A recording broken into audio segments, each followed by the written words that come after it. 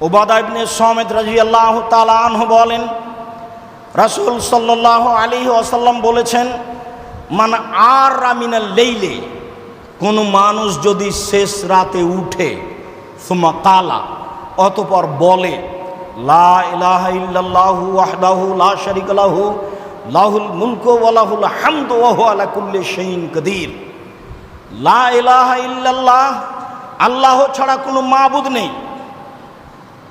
লাহুল মুলকু ওয়া লাহুল হামদু, রাজত্ব তার, প্রশংসা তার। ওয়া হুয়া আলা কুল্লি শাইইন কাদির, সর্বশক্তিমান তিনি। কেউ যদি শেষ রাতে উঠে বলে আল্লাহ ছাড়া কোনো মাবুদ নেই, রাজত্ব তার, কোনো শরীক নাই তার, তিনি সর্বশক্তিমান।